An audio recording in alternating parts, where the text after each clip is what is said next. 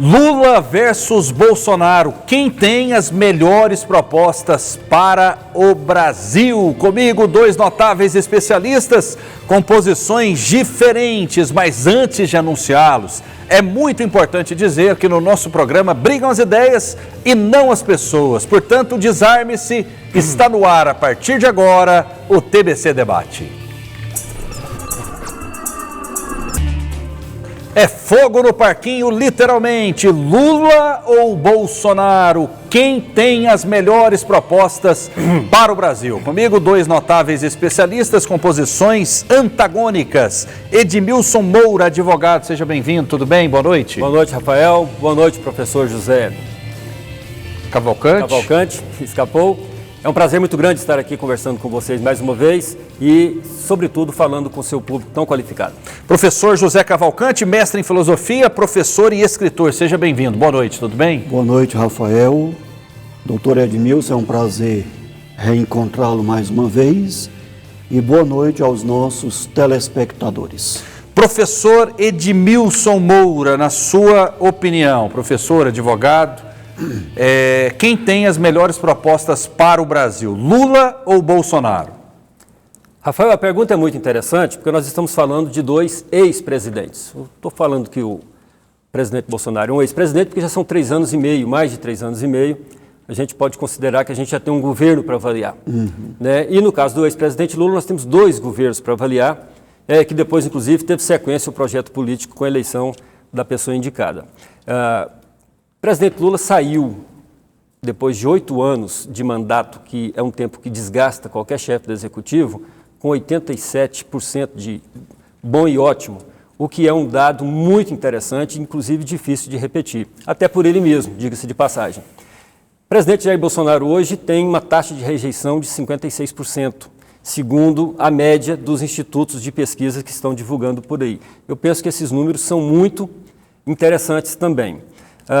Presidente Lula, segundo os institutos de pesquisa, a maioria dos institutos de pesquisa está na frente na preferência do eleitorado para a eleição do dia 2. Claro que a pesquisa que vale é a pesquisa da urna eletrônica do dia 2, porque as outras pesquisas todas são fotografias momentâneas.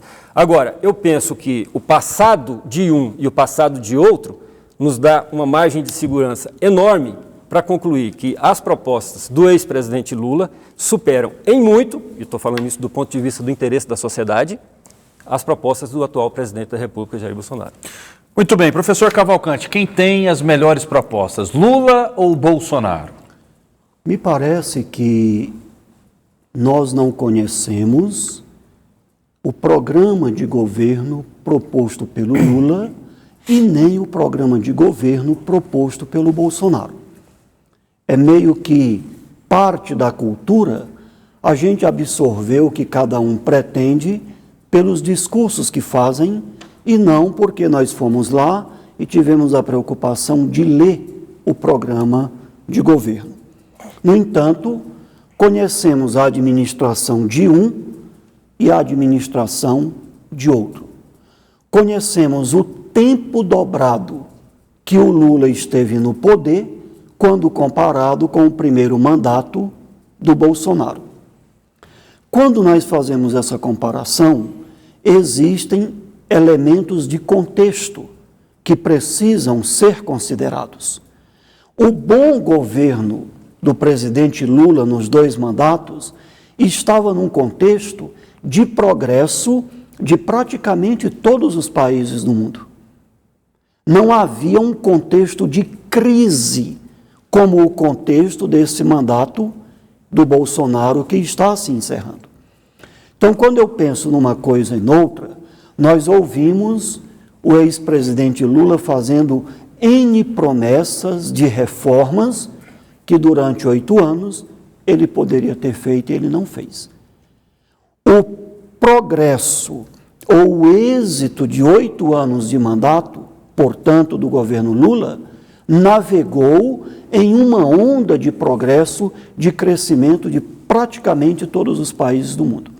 O governo Bolsonaro exerceu um primeiro mandato, como o doutor Edmilson disse, que está praticamente terminando, mas em 2 momentos críticos de pandemia e de guerra. Eu prefiro apostar naquilo que concretamente eu vejo. E o que é que eu vejo? Bolsonaro ganhou a eleição sem proposta de governo. Todo mundo sabe disso. Mas, a meu ver, fez tudo aquilo que ficou pelas metades nos governos do PT. Então, à luz da conversa, se eu puder antever que o Bolsonaro continuará beneficiando o povo e não as elites, como tem sido nesses 4 anos, eu acreditaria que a proposta de governo do Bolsonaro era melhor ou será melhor do que a do Lula, já que o mundo não está navegando em uma onda de crescimento. Vamos fazer o seguinte, vamos separar por temas, porque eu acho que seria muito produtivo. Na opinião de vocês, quem foi melhor na economia, o governo Lula ou o governo Bolsonaro, levando em consideração os contextos que já foram ditos aqui, né? Na sua opinião, Lula, se vencer as eleições, ele deve desprezar tudo que foi feito pelo governo Bolsonaro, fazer uma política econômica totalmente diferente ou não? Qual a sua opinião, professor? Doutor. Rafael, eu quero voltar ao discurso do doutor José Cavalcante para dizer que compartilho com ele que o governo Lula se iniciou e o primeiro mandato transcorreu num clima que chamaríamos de bonança, porque de fato a economia mundial estava numa curva ascendente, mas isso durou até o ano de 2008, quando o capitalismo experimentou a sua maior crise sistêmica, maior até mesmo do que o crash da Bolsa de Nova York em 1929. Naquele momento, o mundo inteiro foi brutalmente impactado, as economias, inclusive de países desenvolvidos e até mais ricos que o Brasil, pagaram um preço muito alto, e eu me lembro que o presidente Lula, à ocasião, disse: aquilo que será um tsunami lá fora vai ser uma marolinha aqui, e pediu aos brasileiros que não deixassem de consumir para a nossa roda continuar girando. E o Brasil saiu-se muito bem daquela crise. Foi a maior crise da história do capitalismo mundial. Então, não foi bem assim que Lula governou os 8 anos em clima de bonança. Ele também teve as suas crises, não é? E faço também um parênteses para dizer que concordo que governar numa pandemia é muito difícil, sobretudo quando eu nego a pandemia, sobretudo quando eu não adoto as posições que devem ser adotadas. Mas voltando ao seu tema, Rafael, eu não acho que um governo deva desprezar por completo aquilo que o governo anterior tenha feito. Eu acho que a gente tem que ter uma perspectiva de uma evolução dinâmica, permanente e sempre avançando para frente. Agora, o presidente Lula fala muito no discurso dele que é preciso botar o pobre no orçamento, o que não aconteceu agora. O Auxílio Brasil só foi aprovado agora às vésperas da eleição e só vai até dezembro. E nós temos gente comprando osso e revirando caminhões de lixo no Brasil. Só um detalhe, durante o governo Bolsonaro houve o Auxílio Brasil, que era o antigo Bolsa Família, né? Sim. Existiu. Posteriormente, houve esse auxílio que aumentou o valor por conta da pandemia. Então, durante praticamente todo o mandato, né, essa parte da população foi beneficiada, como aconteceu também no governo Lula. Uma correção, Rafael. Não foi desde o começo do mandato, foi quando veio a pandemia. Não, o Bolsa Família existiu. O Bolsonaro não acabou com o Bolsa Família. O presidente propôs R$200 para as pessoas mais pobres, para as famílias menos assistidas. O Rodrigo Maia, na época, que foi demonizado, inclusive pelas hostes bolsonaristas, atuou no sentido de ampliar para R$600, felizmente, porque, evidentemente, isso melhorou muito a condição das pessoas, e só por isso passou para R$600. Depois houve muitas tentativas, porque o Paulo Guedes é antipovo, já que...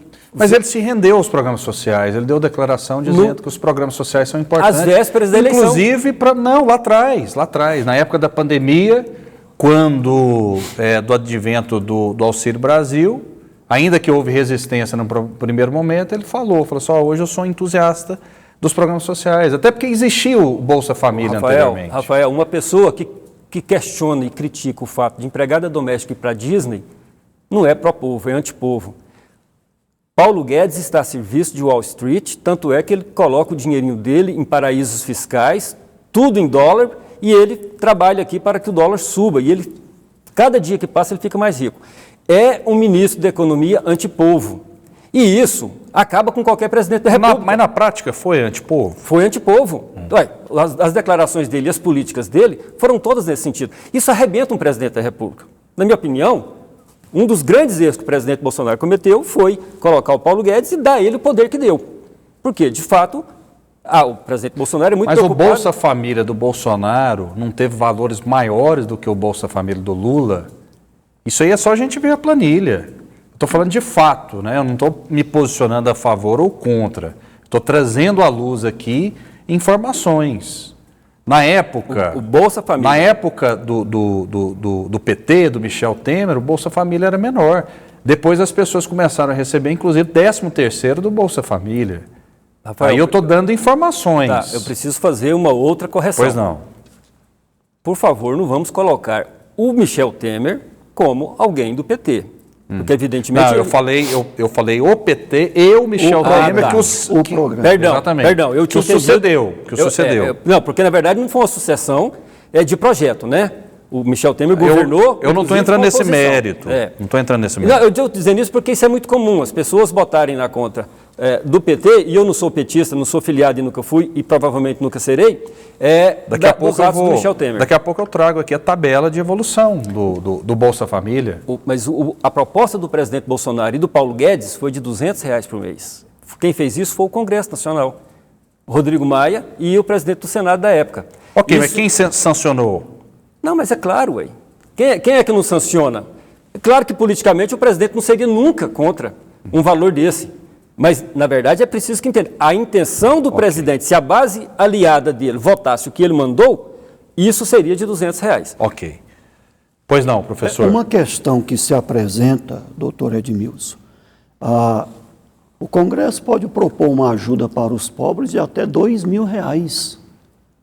Mas de onde sairá, onde estará previsto no orçamento a manutenção de tal valor? Me parece que os discursos do Executivo Federal é sempre perguntar qual é o provisionamento para pagar isto. E como diz insistentemente, eu tenho uma responsabilidade, existe crime de responsabilidade fiscal.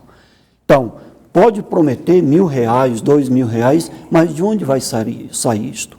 E outra coisa, por que é que as elites, por exemplo, os bancos, apostam tanto contra o Bolsonaro?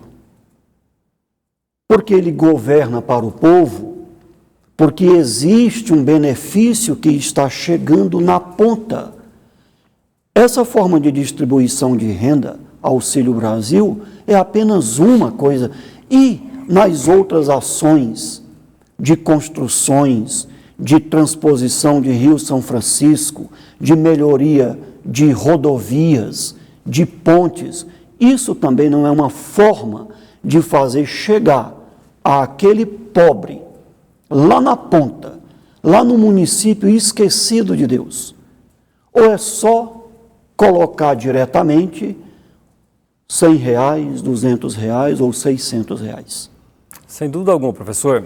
O tema foi posto para debate sobre o Auxílio Brasil e a gente está conversando sobre ele. Agora, o doutor sabe muito bem, como jurista qualificado que nem o Congresso pode e nem o Executivo pode aprovar qualquer medida sem indicar as fontes de recurso.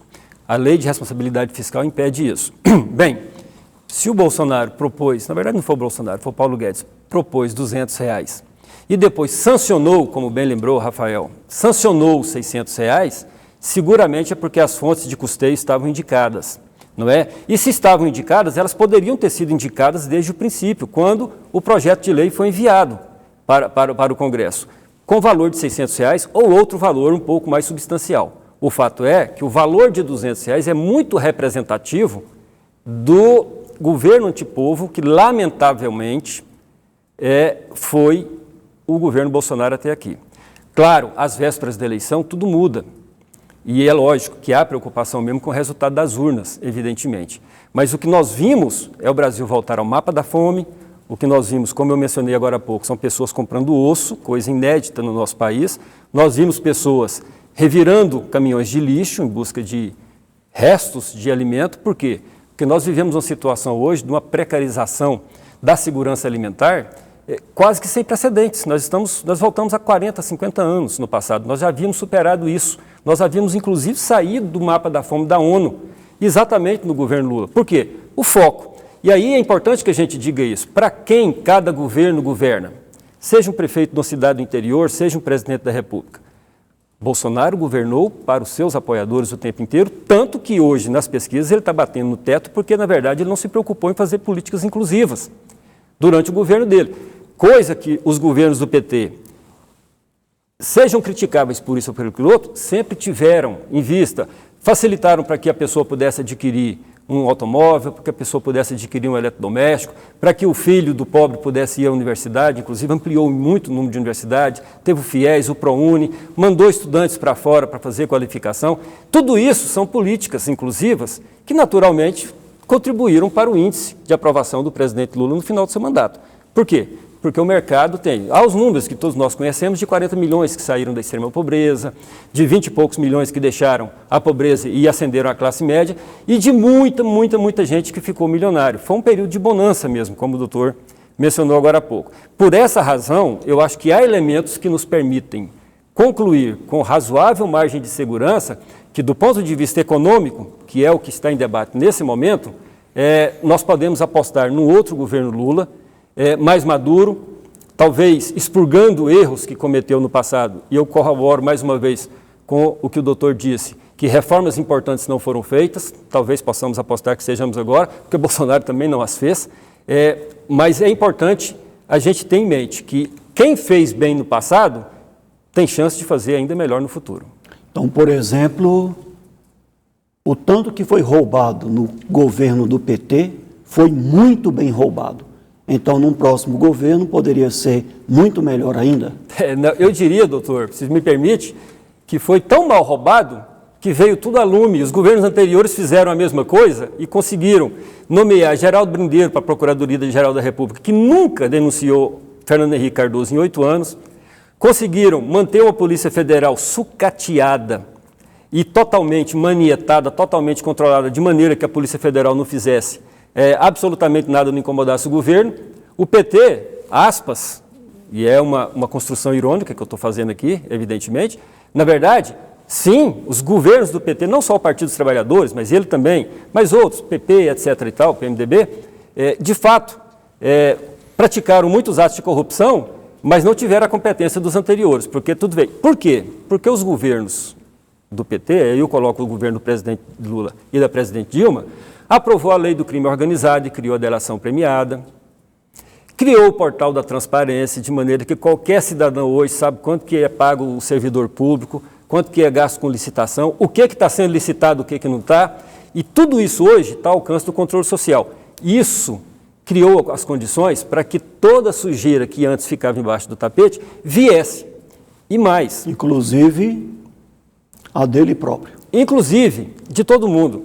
E mais, é provável que tenha sido a primeira vez no Ocidente, nos países democráticos, em que um partido no poder permitiu que seus membros tenham sido investigados, condenados e presos. E mais, como o Estado Democrático de Direito foi respeitado, as pessoas que foram condenadas foram presas. Por exemplo, a gente sabe que o ex-presidente Lula teria portas abertas em vários países para um asilo. O que ele fez? Não, eu respeito o Poder Judiciário, se deixou prender e foi apresentar os recursos, até que obteve as vitórias que obteve. Mas o fato insofismável é que houve uma devolução bilionária de dinheiro aos cofres públicos. Sim. É possível alguém devolver dinheiro sem ter cometido corrupção? Eu acho que não. Eu acho que quem devolveu ganhou muito mais do que devolveu. A devolução, na verdade, se a gente for analisar, foi até pequena, diante do volume que foi desviado. Mas, insisto, a Petrobras era useira e vezeira nisso, era o modelo de negócio da Petrobras, sempre foi atuar dessa forma.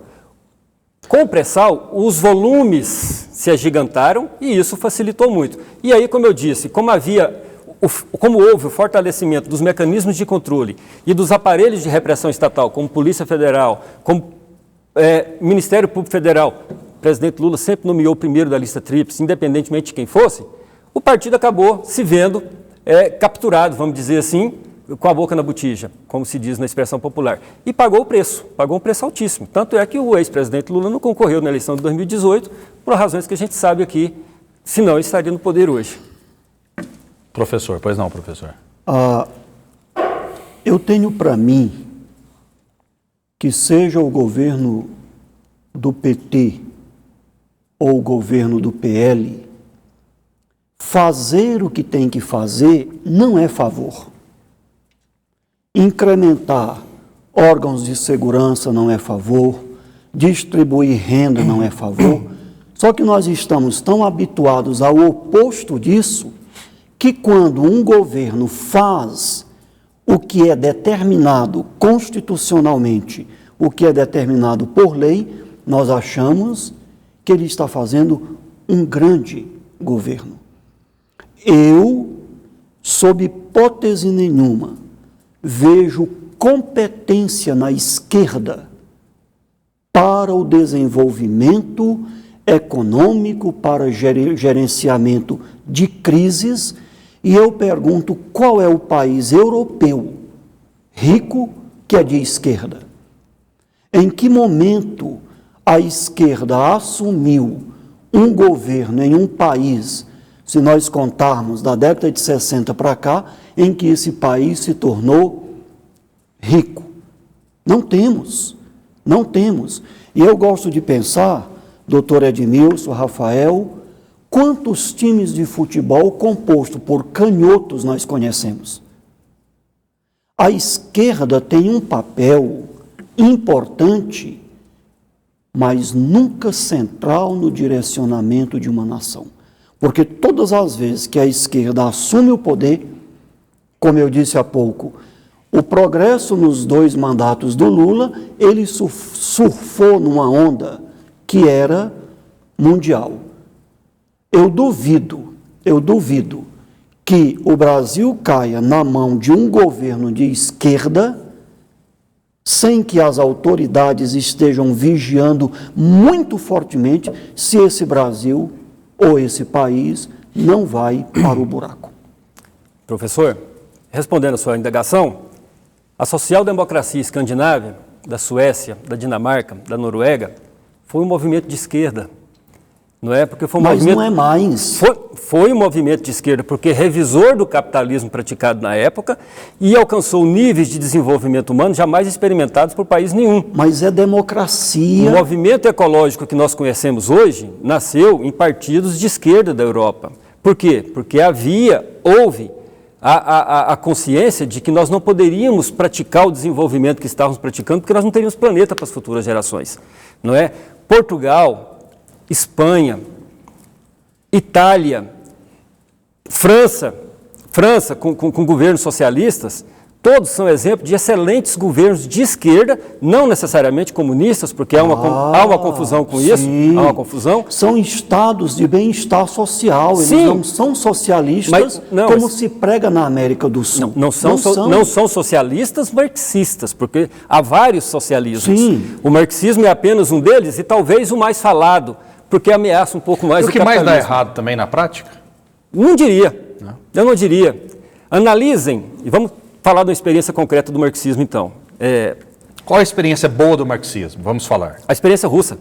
Analise o que era a Rússia em 1917, que era um dos países mais miseráveis do planeta, não somente da Europa. Você está falando da Rússia ou da União Soviética? Não, a União Soviética veio depois, né? Eu estou dizendo da Rússia mesmo, em 1917, quando ela fez a chamada Revolução Bolchevique. Certo. A Rússia era um dos países mais miseráveis do planeta, porque o regime dos czares, que era milenar, era um regime expoliativo. Vamos analisar, quando o Muro de Berlim caiu e ruiu o Estado socialista russo, a Rússia rivalizava com os Estados Unidos na corrida espacial. E eu tive até a oportunidade de conhecer Moscou, eu voltei de lá absolutamente encantado. Hoje, agora, recentemente, o salto que o socialismo russo permitiu, que a nação russa deu. Depois teve Segunda Guerra, ela esteve do lado dos vencedores, não é? Depois houve... O senhor falou de 1917, tem algum outro exemplo? Não, sim. O marxismo que deu certo? Praticamente só lá que foi testado.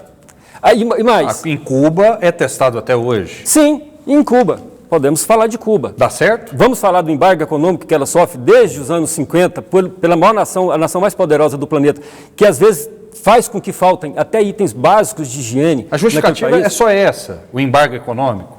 Sim. Se o sistema é ruim, por que embargá-lo? Deixe que ele se destrua. Por que não? Existem embargos mesmo ou é folclore, professor Cavalcante? Existem.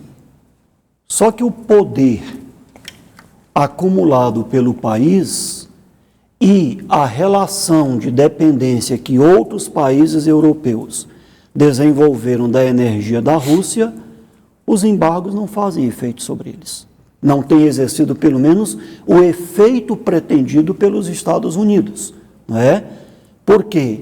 Porque continua o Putin com o apoio que tem, continua uma economia ainda robusta, apesar de tudo aquilo que se tentou tirar com a implementação dos embargos. Agora, quando aponta o exemplo de tal ano, eu quero saber hoje qual é o país que é rico, que desenvolve numa plataforma como é aquela defendida na campanha do Lula. Portugal. Não tem. Para onde os brasileiros estão indo, inclusive. Portugal é socialista? Sim, o governo é socialista. E vamos falar de uma coisa, professor Rafael?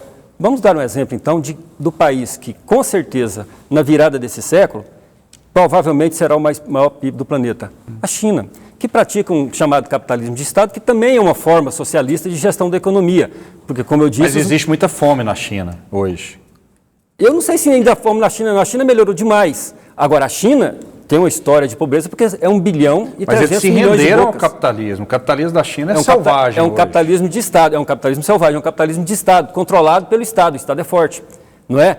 Baseado nas ideias de mal. E a Argentina? A gente tem que olhar para a Argentina, que hoje está nas mãos da esquerda e vive uma situação complicadíssima.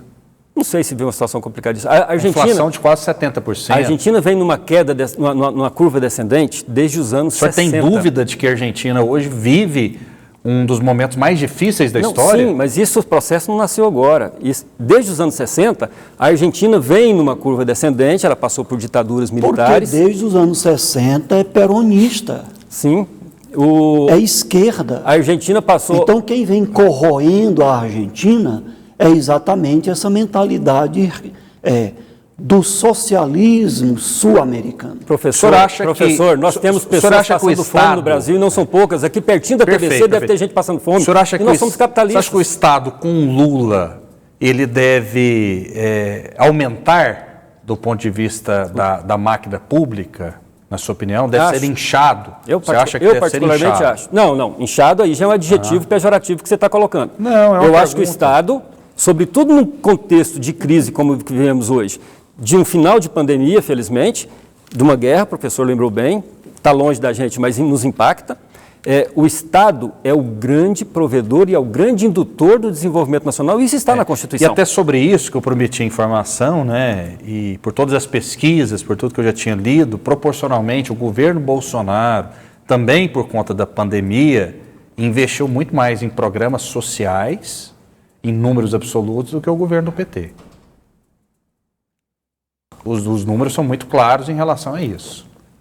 Claríssimos em relação a isso. Rafael, nós teremos, se nós estamos tendo na memória da população brasileira, os números que as pesquisas estão mostrando dizem muito bem o que está na memória. Não, ok, o que o PT poderia ter feito, na sua opinião, na pandemia em relação à área social, para a gente entender? Na pandemia? O que o PT faria? É difícil ficar fazendo raciocínios assim, tão especulativos, eu diria. Por quê? Porque a gente não sabia que governo seria, quem seria ministro, por exemplo, o ministro da Economia sempre é uma figura importante.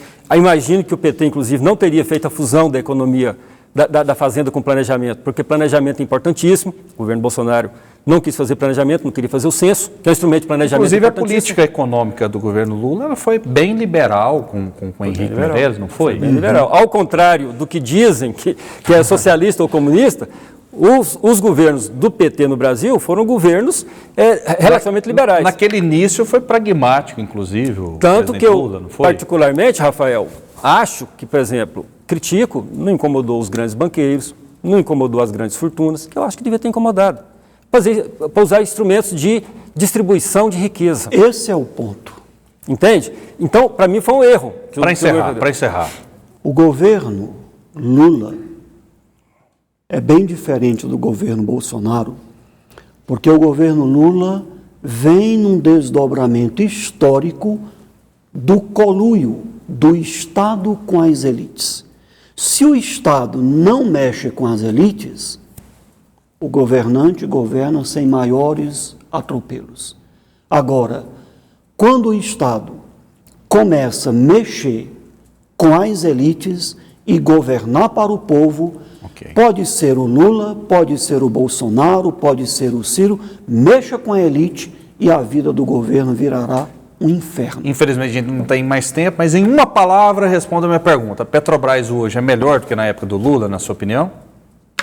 Eu posso imaginar que sim, porque os fatos levaram a Petrobras a rever práticas internas, inclusive a adotar compliance. E isso foi importante e é importante em qualquer empresa. Ok, beleza, muito obrigado, boa noite. Eu que agradeço, Rafael, professor, prazer muito grande estar com vocês mais uma vez. Professor Cavalcante, boa noite, obrigado. Boa noite, Rafael, boa noite para o doutor Edmilson e para os nossos telespectadores. E você que é suficientemente inteligente, que tire as suas próprias conclusões. Aqui brigam ideias e não pessoas. Fiquem com Deus e até a próxima.